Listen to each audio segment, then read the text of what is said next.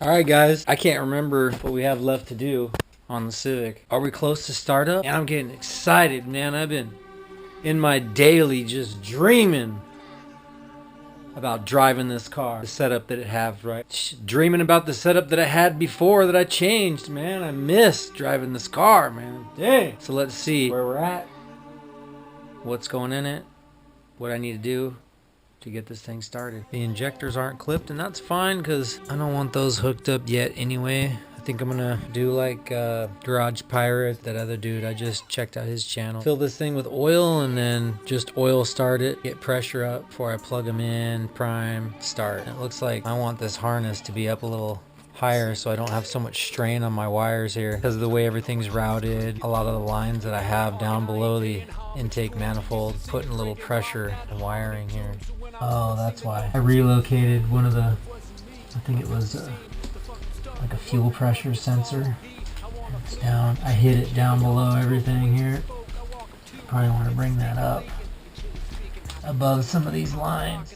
Alright, so we got that plug for the fuel pressure rerouted, gain a little bit of slack so that my plugs aren't so stretched out coming up, plugging in. I want to zip tie them off to one of my turbo coolant lines here so that vibration and whatnot doesn't cause the harness to kind of relax and fall down and put strain on this #1 plug here. I feel like the zip tie king up in here. He's zip tying everything. Just giving everything a once over.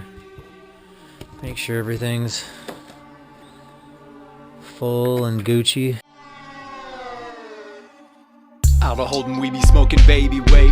The frame I keep is weak and shake, it's sorry fake. I bake the oven, washing pots, the way we steak. I love the way we lie, you got the freak, no tape. This is the take, love the wake. Posh stops, no scent of fakes. Ice on my hands, crown in my head. Fuck your money, grublets, you be headed. Look, you D-Tech solenoid. This one here just barely hits my hood. And you can see right there how it's just, it barely scratched it right there, whatever. That's enough for me.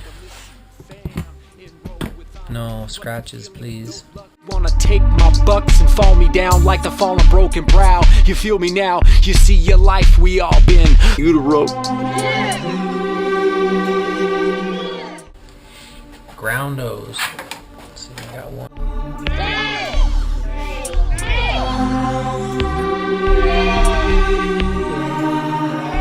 I have to change the orientation of this ground here since I'm going with a half cover.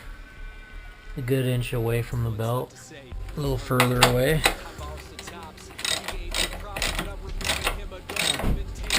There. It's time to hook up the downpipe.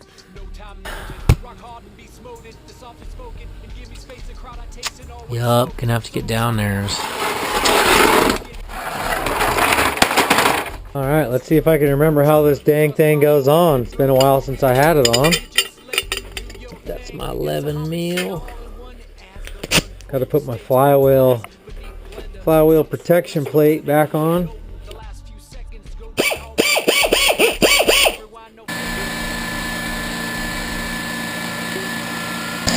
Alright, now there's some finesse to the lower portion of my downpipe.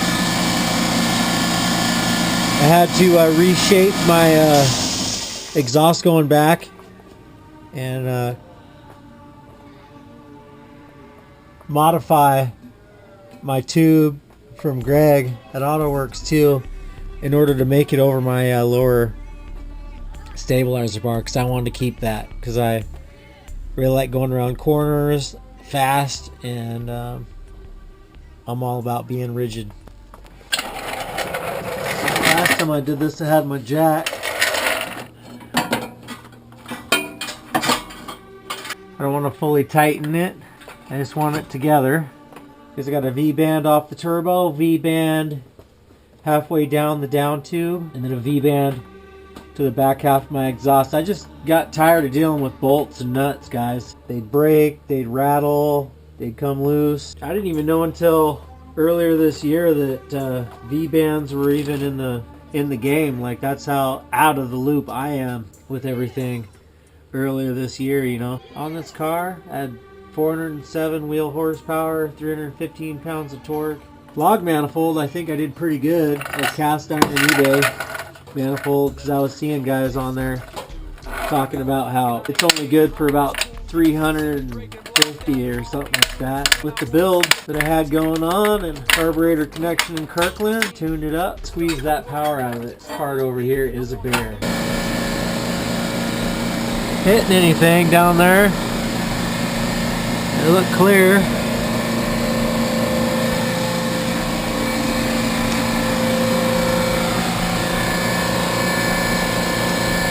We're good 3/4 away on the pan, 3/4 away from the stabilizer bar.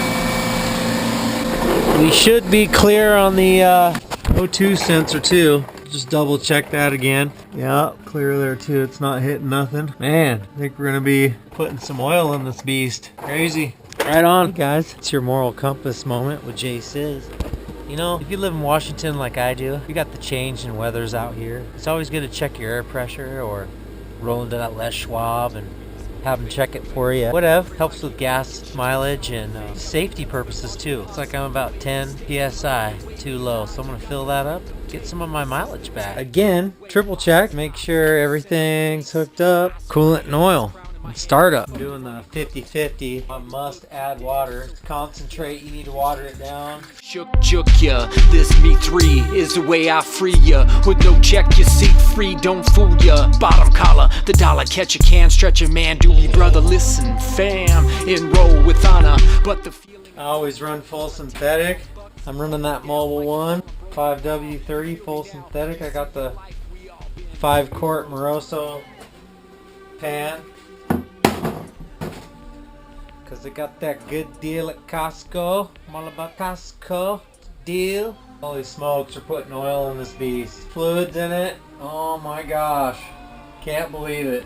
Hopefully everything is happy inside this head. I don't have any issues. Now that I have the piston heads and they're correct, should have the clearance that it needs. Again, it will be a happy beast. My last setup was very happy. Now after doing research and just checking out other channels, stories, I think I probably head gasket leak on my last setup. During like higher boost, I was having some coolant that would burp on me. You know, that's signs of pressure getting past your head gasket. I mean, I didn't have anything in my fluid or anything. It was just on, I don't know, probably pushing 20 pounds or that area, I think. Because I was on that smaller turbo log manifold.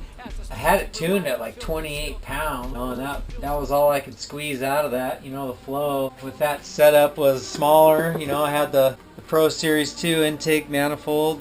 Same throttle body. 70 mil. Of course, that log manifold and that smaller turbo. My downpipe, I'm pretty sure it was, I can't remember if it was 3, and then where it connected to the back end of the exhaust, had a 2.5 connection plate that I had on there.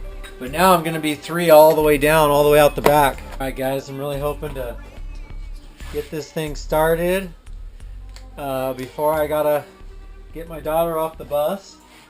Get the oil pressure up before I plug these injectors in, and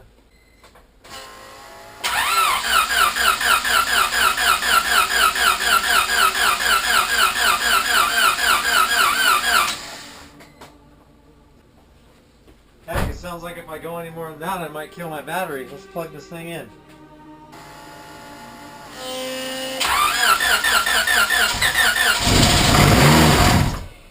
Oh baby.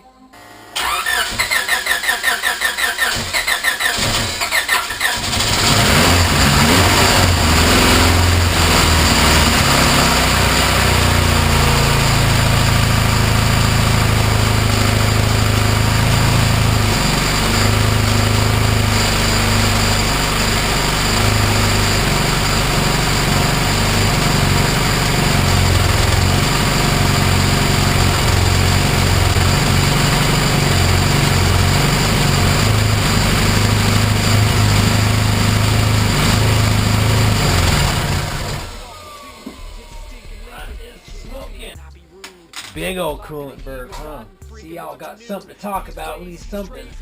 Looks like it just burped everything out that I put in almost.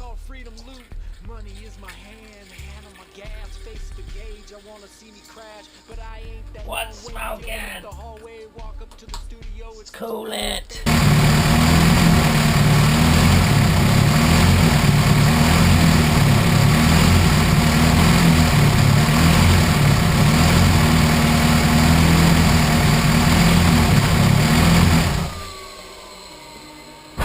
I got a line hooked up wrong, guys. No bueno. I got way too much smoke coming out the back. Smoke coming out the back. I got coolant coming out the back, dude. I got probably one of my coolant lines going right into my intake manifold and running it right. So I gotta get that line fixed and swapped. Check this out. Look at that, just pouring out the back. Holy shit, can't even believe that it was running. Live and you learn. This is the first time I've hooked up the Ultra Race intake manifold, and obviously I've got it hooked up improperly. Figure out which line is wrong and get that swapped out. Holy shit, just fucking spewing out. What you do and you don't do. You don't do that. Alright guys, we'll see you.